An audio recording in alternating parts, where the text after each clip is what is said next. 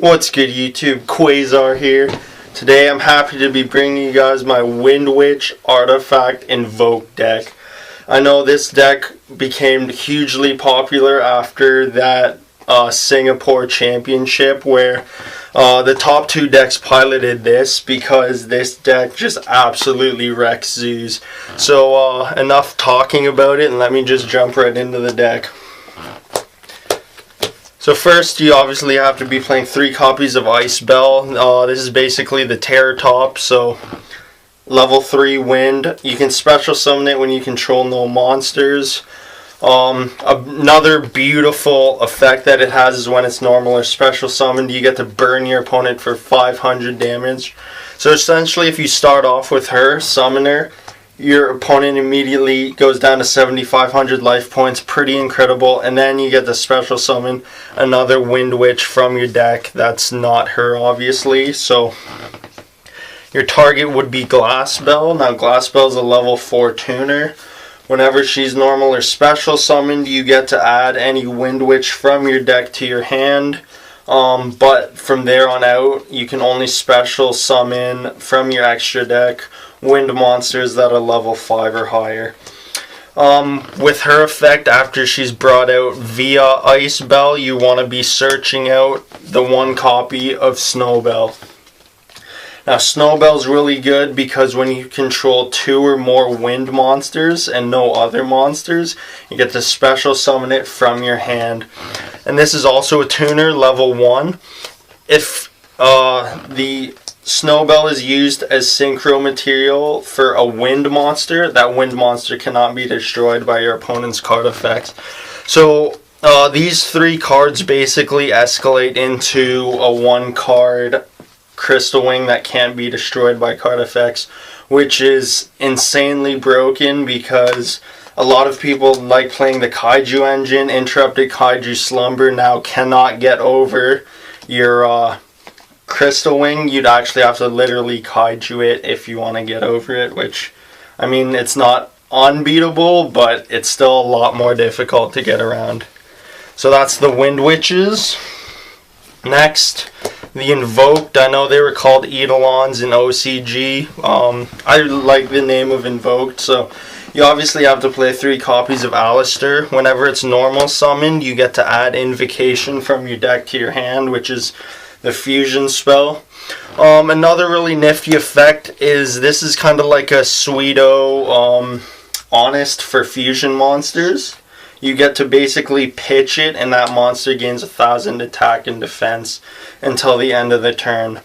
And that's for any fusion monster, not just invoked fusion, so keep that in mind. And of course, this engine has skyrocketed because of how completely broken it is. 3 copies of Scythe. When it's summoned during your opponent's turn, your opponent cannot go into their extra deck. So it shuts down Fusion, Synchros, Xyz, and Pendulums from the extra deck. So that's really amazing. Another thing is when it's set and your opponent would... Actually, no, it doesn't even have to be your opponent. Just if it's set as a spell or trap card and it gets popped, it gets special summoned. So you get to play around with things like that. If you have like MST or Twin Twister and you have this set, you could even just like MST your own Scythe just to bring it out, just so they can't access their extra deck. And of course you play the 1 copy of Morale Tech you're allowed because it's still really good for popping face-up cards, but it does target, so keep that in mind.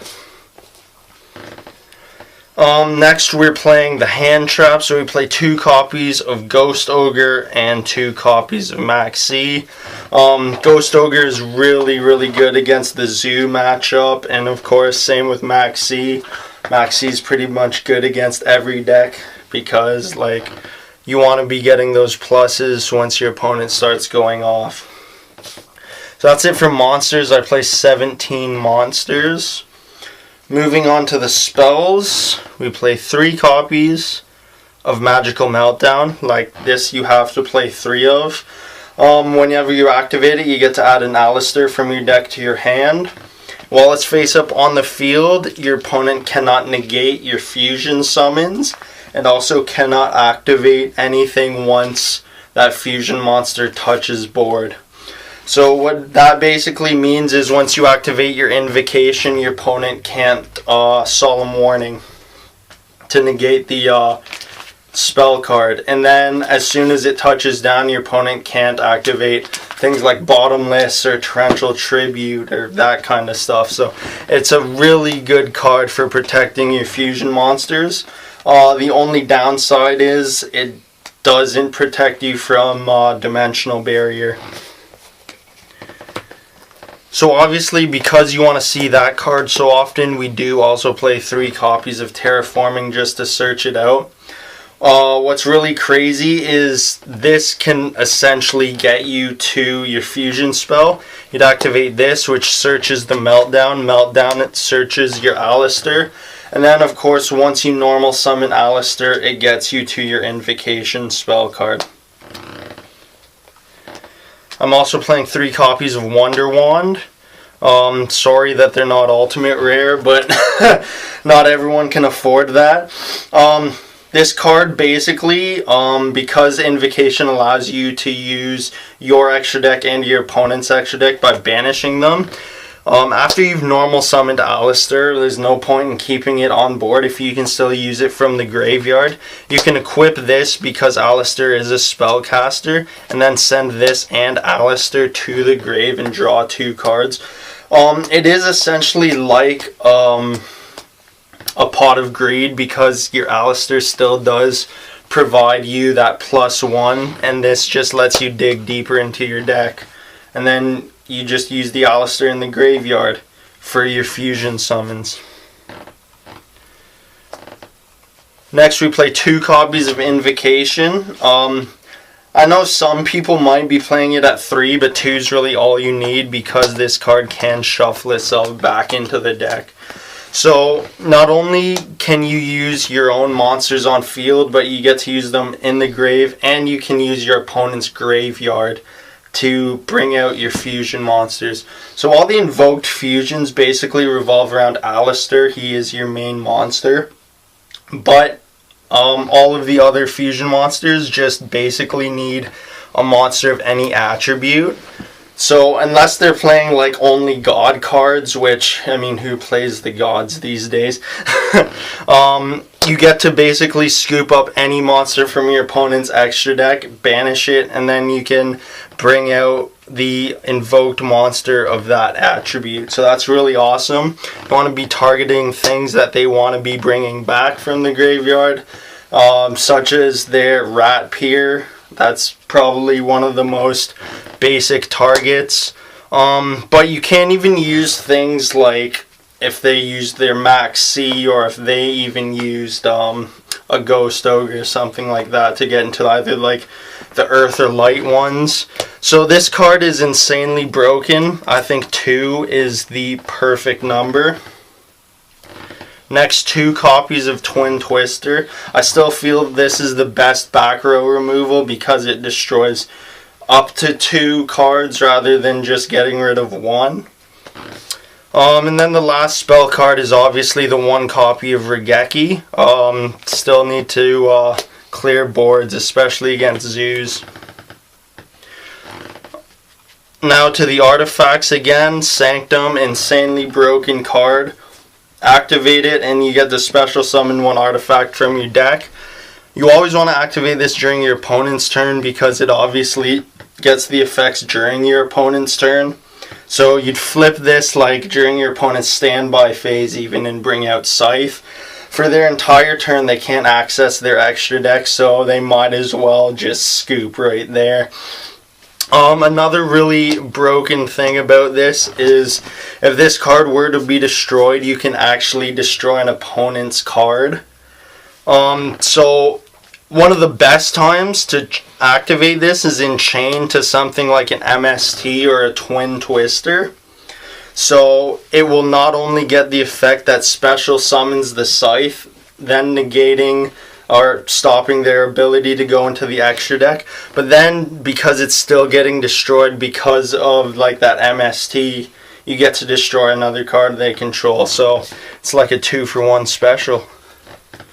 2 copies of Dimension Barrier. I think 2 is really all you need, because you are also playing the Sanctums, which effectively do the same thing in stopping your opponent from going into the extra deck, but I still feel that you should be playing at least 2 copies of Dimension Barrier. And to finish off the main deck, I am playing the Solemn Brigades, so 3 strikes, 1 warning. I still feel that you gotta be playing these cards. They're just way too good to not play. That's it for the main deck. Now moving on to the extra deck. The boss monster is Elysium, so he's basically a huge board wipe. He's also the hardest to get out. You need to use one of your other invoked fusion monsters along with any extra deck monster in order to bring him out. 4,000 booty, so that's really nice. Sit in defense mode and almost nothing can run over it. During either player's turn, you can banish a monster, an invoked monster, from either your field or graveyard, and then you get to banish all monsters your opponent controls that are of that same attribute. And while this is on the field too, it's pretty much every attribute except Divine, so you can always just banish itself, and then of course every monster your opponent controls would also be banished. So only 1 copy is needed. Next we play 2 copies of Mechaba. I know a lot of people like playing 3, but you really do not need to be playing 3. It just takes up too much space. And if you need to go into the 3rd one, you're obviously doing something wrong.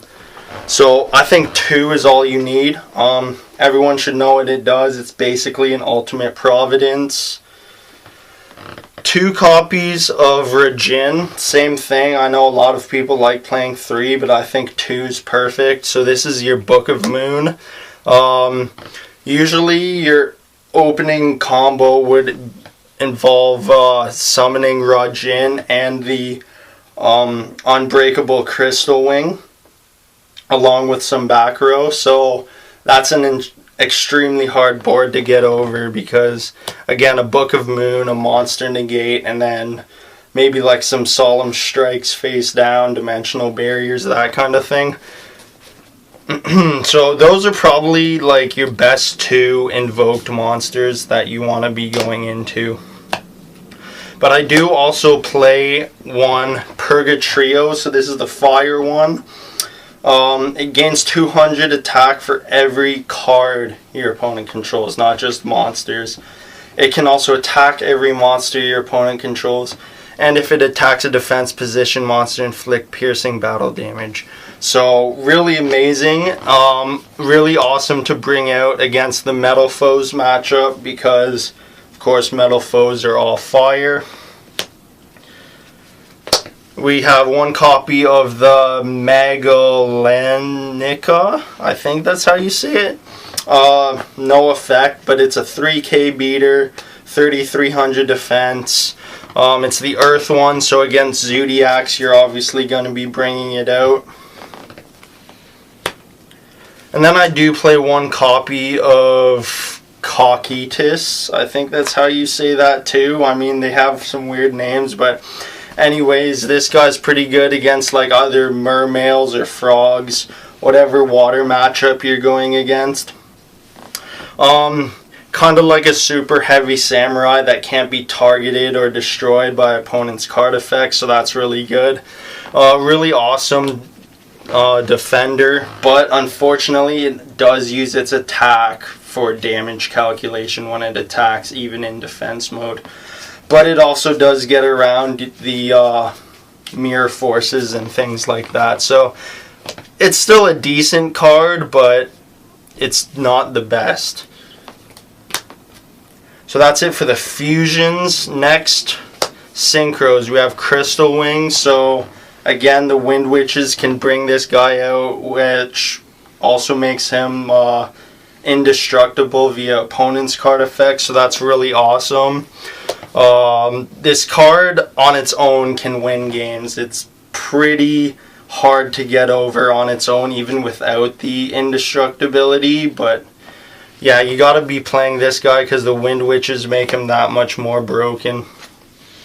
I also opted to play one copy of Clearwing just because there are occasions where you can bring him out too. And if you can bring out both Clearwing and Crystal Wing, your opponent can't really do anything. And I am also playing one copy of Winterbell. You usually want to go into Winterbell first before you go into your Crystal Wing. When Winterbell's on the field, you can target one of your Wind Witches in the graveyard and then inflict damage to your opponent's life points equal to 200 times that targeted monster's level. So you're obviously going to be targeting Glassbell and deal them another 800 burn damage. Now I'm playing a decent number of XZs actually. I do play one copy of Durendal. This guy's actually really good because anytime after your opponent would search their deck and add a card from deck to hand, you can use its effect where both players shuffle their entire hand back into the deck and then draw the same number of cards. So it's really good for disruption, or if they activate like some really heavy duty effect, you can always just detach and have them destroy a back row instead. One copy of Volcasaurus. So this is actually another fire target, so you have access to Purgatorio via your own deck too. That's just another like handy tip, but usually like it's really good to go into if you have a strong monster that you have to battle against. Use this effect to pop that monster and then you get to deal burn damage equal to that monster's attack. The only thing is it can't attack directly, so make sure you have like multiple monsters on board so it can still at least swing over something. So for the last two monsters, I am playing one copy of Pleiades and then one copy of M7. So Pleiades is obviously really good because it can just bounce stuff back. And then if you still have Pleiades on board with no materials, you can always just rank it up with M7 and once again bounce something back. Or it can return a card from the graveyard back to the hand as well. So that's always really good too. So that's it for my Wind Witch Invoked Artifact deck. I hope you guys really liked it. Leave a comment down below on what kind of deck you're going to be playing this format, because I know a whole bunch of people are playing zoos, but I thought, you know what, I wanted to change it up. So this is the deck I'm going to be playing this format. Remember to like, comment, and subscribe, and I'll see you next time.